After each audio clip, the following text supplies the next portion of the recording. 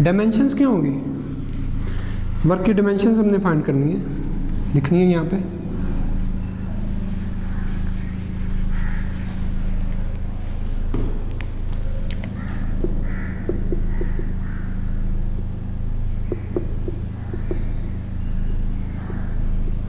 Dimensions of work, तो work की dimensions equal होंगी फोर्स की डायमेंशंस मल्टीप्लाई बाय डिस्प्लेसमेंट की dimensions, W equal to FD। तो F आपको पता है M के इक्वल था, F is equal to MA, और फोर्स की जो डायमेंशंस थी यहाँ हैं वो है MLT minus 2, MLT minus 2 multiply by L। The answer will be equal to ML square T minus 2 are the dimensions of the work। ये वर्क की डिमेंशन है।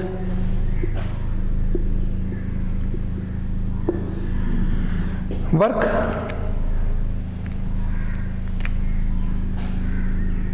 पॉजिटिव कब होगा, ज़ीरो कब होगा और नेगेटिव कब होगा?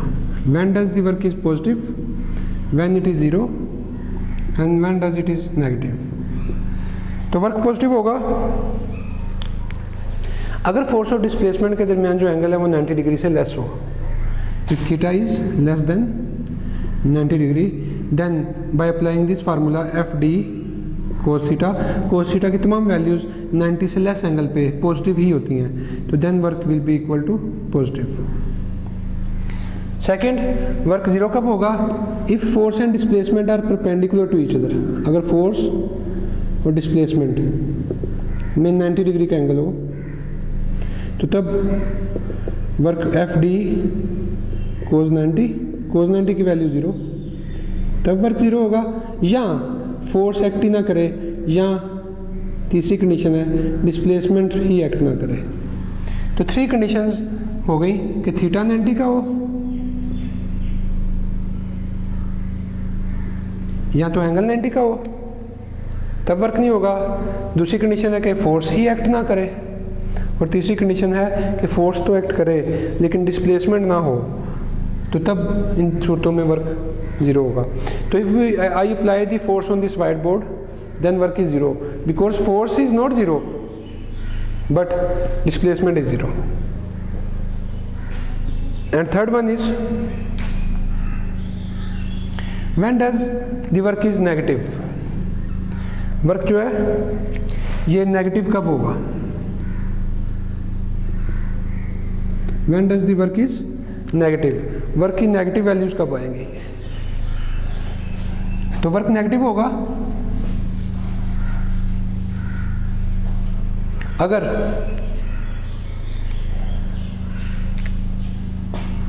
एंगल की वैल्यू 180 से लेस और 90 से ज़्यादा हो, तब वर्क नेगेटिव आएगा। फॉर एग्जांपल ये एक बॉडी है, ठीक है, ये मूव कर रही है आगे को, ठीक है, फ्रिक्शन की फोर्स इसमें पीछे को है।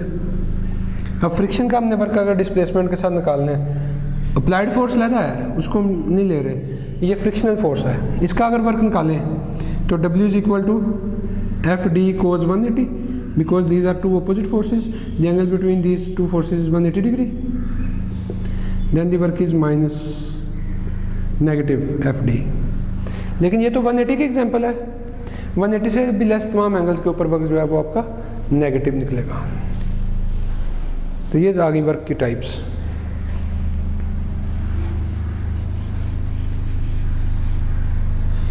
इसके बाद नेक्स्ट कैरेक्टर है वर्क का कि फोर्स डिस्प्लेसमेंट ग्राफ। क्या जी? फोर्स और डिस्प्लेसमेंट के ग्राफ से आप वर्क फाइंड कर सकते हैं। कैसे? एरिया निकाल लें उस ग्राफ का, उस ग्राफ का जो एरिया होगा वो area of force displacement graph represents work. Force और डिस्प्लेसमेंट ग्राफ का जो एरिया होगा वो वर्क को रिप्रेजेंट करेगा। तो ग्राफ बना के देखते हैं।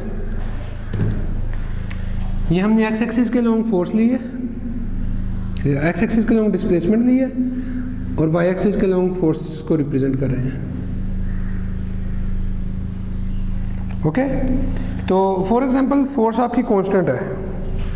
फोर्स क्या है जी? कांस्टेंट फोर्स है। कांस्टेंट फोर्स का मतलब ये है कि ना ये इंक्रीज हो रही है ना डिक्रीज हो रही है। Line is parallel to x axis. तो यहाँ पे आपने वर्क फाइंड करना है। तो ये कांस्टेंट फोर्स है। फॉर एग्जांपल ये कांस्टेंट फोर्स है 40 न्यूटन की, ना 40 से ज़्यादा हो रही है ना कम हो रही है, और एंगल भी सेम है। और इसने बॉडी को डिस्प्लेसमेंट जो ट्रेवल करवाई है, डिस्प्लेसमेंट जो कवर करवाई है, फॉर एग्जांपल वो है यहाँ तक 20 मीटर।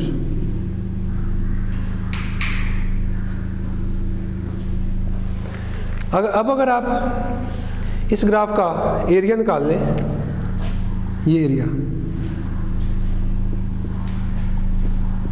तो as you know that area is equal to length into width. Area किसके इक्वल होता है? Length into width. यहाँ लेंथ जो है डिस्प्लेसमेंट 20 है, रेक्टेंगल का एरिया ना।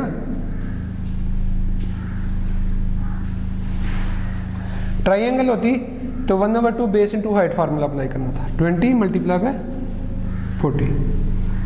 तो the area is 800। The unit of displacement is metre while the unit of force is Newton. It's mean this 800 is Newton meter and Newton meter is called as joule. So it's mean you have calculated this area that is representing the work. It's mean area of force displacement graph represents the work done by the force.